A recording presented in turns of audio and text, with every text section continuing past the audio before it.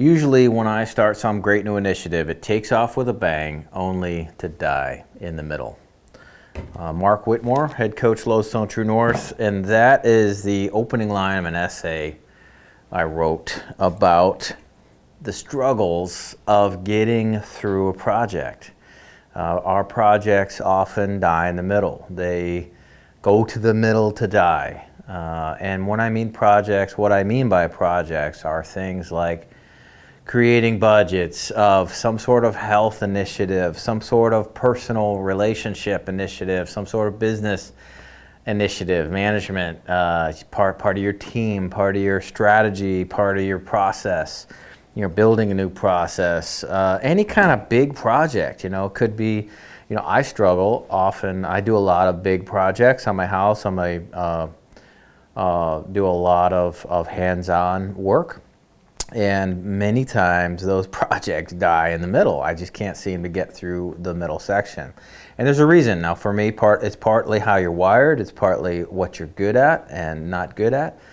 I'm good at starting things. I'm not so good at ending things. But there's a reason. And it's because I lose sight of the end.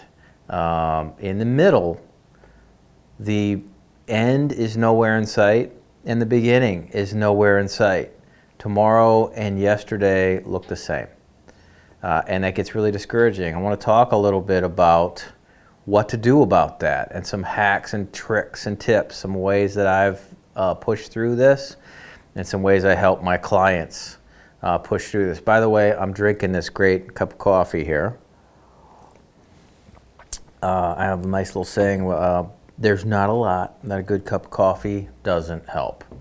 I happen to really like coffee. So also, I'm not smoking at the moment because it's 10 in the morning right now. But if I were, I would be smoking this T52 Liga Privada cigar. Now, if you're new to cigars or if you're a newbie, if you will, to cigars, this is not your jam. All right, this is a much more intense, much more kind of robust smoke, but Liga Privada from Drew Estates. The T52, I also like their number 9. I love the Drew Estates kind of infused flavored cigars, which a lot of cigar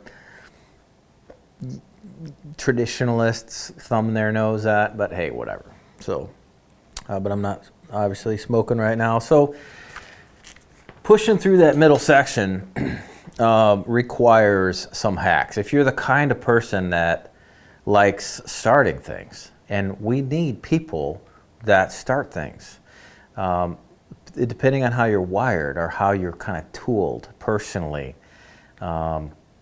If you're tooled to start things, it's hard for you to finish things. If you're great at finishing things, generally you're not starting things.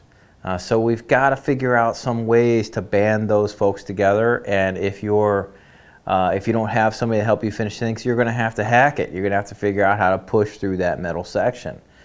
And that's what I want to share with you, is some hacks and tricks and tips around how I learned to push through the middle section. Now, one trick is to first of all start out before you even start the project. And let's pick an example, family budget. All right, many of my clients that I work with have some significant business or significant family revenue coming from business, but often they don't have a family budget. They don't have a vision or a plan for what they're going to do. Just talking about finances now, what they're going to do with their family finances and how they're going to craft a strategy and what it's for and how they're going to use that money and what they're not going to use the money for and how they're going to kind of think about the next generation or two. And so it's one of the things I help them do is generate a family vision partly around money or assets. So you want to start off with, when you say, okay, we're going to use this as an example, as a kind of prototype example here. All right, let's say you need a family budget 2.0 or family finance vision 2.0. Well, okay, so you start off with saying, well, what does the end look like? You want to paint a picture of what done looks like. Not with a bunch of detail. You just want to say, hey, if we had a great family budget, what would done look like? Like, just kind of paint that picture. And you might say, well, we have this component, we have this component, we have these results, these things are true and these things are not true. We've figured out how to solve this problem, that problem, the other problem. And you just want to kind of paint a picture of, hey, it's working better. What does that look like? Okay, so that's a start. That's a real key here to not getting stuck in the middle. Paint a picture of what done looks like before you even start. You might say, if we were to have, again, a family budget, well, what are our objectives? And it might be, well, our objectives are to save some money and to impact this and change that and make these and those things happen. And make these or those things stop happening, perhaps. Okay, and this is a great kind of brainstorming session. Now, so you start with the end in mind. Paint a picture of we got there. What does that look like? Okay, the next step is you want to take this project and think about it from outside of it. Okay, very objective, very outside view looking in, and break that project down into its, I'm going to use the word generic here, or hypothetical, or simple phases. And most projects have very similar phases, and you can kind of come up with this generic phase, pathway. So there's an initial, you might say, well, there's a planning phase where we sit down and go, all right, what is this thing? Let's plan the thing. Okay, and then there's maybe a information gathering phase where we have a plan. The plan is to blah blah blah. And the next phase is like, okay, let's gather a bunch of information and research this and figure out that and measure that and all that.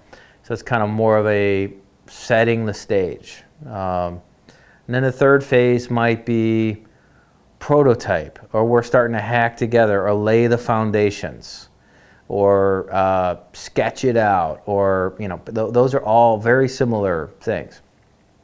And then the next stage might be take the prototype and revise it. We've built a prototype, it kind of works. All right, now we're going to revise the prototype and perfect it, polish it up, shine it up, revise it. And then the last phase might be green light our finished product. So those are very general, very common phases. Now, so that's the second tip. First one is, what does done look like? Second is, break the project into phases. The third is to take each of those phases and to start to develop this measurement system. And one of the reasons we get stuck in the middle, and this is a quote, by the way, or a reference, there's lots of references to this all over the place, but a great one is a book I just finished reading called Essentialism by Greg McKeown. And he talks about an article in the Harvard Business Review from way back, I think the 60s. I think, if I understand right, if I remember right, that it's their most read article. And it's around motivation. It's around what motivates people. And a key motivator is seeing progress and owning that progress. And it's hard to see progress. So this little hack I'm about to show you is how to see forward progress when the beginning and the end are nowhere in sight, and yesterday and tomorrow look the same. It's hard to tell if what you're doing today is having an impact on the end goal. So, simple coloring system. By the way, I'm drinking here a cappuccino that my right-hand man, Shane, made for me, which is, it's a cappuccino, basically. So we take Bailey's Irish cream and froth it. It doesn't actually froth very well, but you froth the Baileys, and then you put a couple of shots of espresso in there, and then you put a bunch of hot water in there, and it's kind of a cross between a cappuccino and an Americano. And that's what we're sipping here, so it's very good. Thank you, Shane. Now, measurement system. So I take color. So once you break down those stages and kind of go, okay, we got to get through these 5 stages. Okay, so now we've taken and subdivided this big long journey into 5 stages or 4 stages or 6 stages. It doesn't really matter, but you want to break it down, okay, and segment it into phases or stages. Okay, now coloring system. So this is a very, very simple measurement system. So we'll take each stage. So the first stage might be, and I would always start with this first stage, which is, let's have a brainstorming session about the project. Okay, first stage is planning session, brainstorming session. Nice thing about that is you can put it in your calendar, and you can get everybody involved that needs to be there and have a meeting and say, we're going to have a 4-hour meeting or a half-day meeting, or we're going to go off-site, or we're going to take this trip, or we're going to do this retreat, or we're going to take a date, if you're talking about your spouse, and again, going to family budget. A lot of my clients, we do this with them, or say, hey, take your spouse, go on an epic date for a day, and craft what done would look like for you. And I give them some tips and tricks along the way. Okay, so we have those done. We have it broken into phases. First phase, again, take a offsite or have a meeting. Cool. So here's the measurement system. Red, and this is colors, okay? We're thinking about a gauge or an analog meter, and we're going to move the needle. So this is needle of a VU meter or a gauge. And if the needle's not moved, right, it's red. Okay, it's just stuck there. We haven't gotten anywhere. We're not moving. We're not making any progress. Great. So it's not great, but it's red. Second, if we kind of make the needle move, and I call this whole thing moving the needle. If we make the needle move, it goes from red to orange. It moves a little bit, and then moves a little further yellow. Moves a little further green, light green, not green. Light green's almost there, and then dark green is done. So it's just some progress evidence of, hey, are we moving? Okay, so you can take your first phase. Let's say it's have an offsite or have a meeting and plan the project. Okay, well, have you scheduled it? No, it's red. Okay, and then you say, well, I scheduled it. Okay, so it's orange. And then you might say, okay, I found a place and I got everybody lined up and I got an agenda and I got all supplies. Okay, it's yellow, right? And you can say, look, I'm moving, okay? And you'll take a marker and just write right by it. Yellow, change the color to yellow. And then light green is like, hey, it's tomorrow, or hey, it's next week, or hey, everybody's ready and teed up. I sent out that email, or I got everybody all coached up on how we're going to do this. And then after the meeting, it's green, dark green it. Now, I would put all that in your handy dandy journal. All right, I love this journal, my Pathfinder's kind of playbook, I call this. And then you're moving on to the next phase. So next phase might be, okay, we're going to gather information. Okay, well, that's red, and that's red. You just use red, orange, yellow, light green, dark green to physically see how far you've gotten.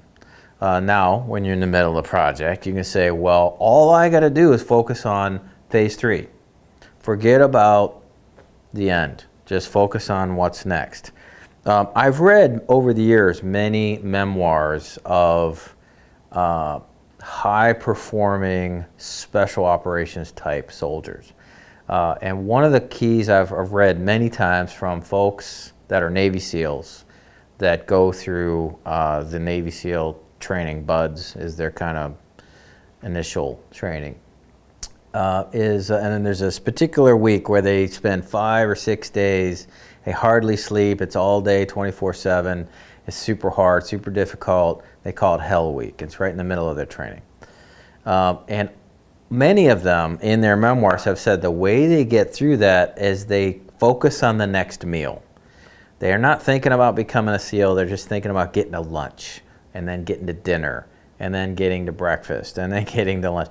And that is how they shrink their mind, or they shrink their view down to just what's next.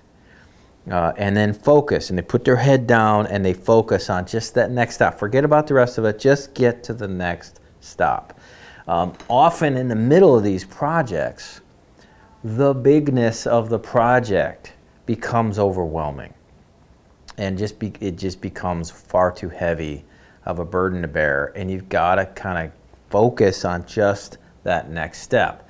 So breaking the project down into these 4 or 5 or 6 steps is key, all right? And also, again, saying here's what done looks like. So keeping that in your journal, I'm looking at my journal here, keeping that in your journal is a great place to just measure it. I use a lot of hacks around, I use Trello. Trello is an app where you can capture these colors, and it's a project management app. It's a great way to project plan something more substantive, but you don't need to go that far. Just write it in your journal, take some markers, or draw a little gauge, write in your journal, and just look at the thing, okay? So there you go. That's a couple of hacks for you. Hopefully that helps. We'll be talking about more of this sort of thing in other videos. If you'd like some more information, LodestoneTrueNorth.com. Enjoyed sharing this with you. Mark Whitmore, head coach, Lodestone True North.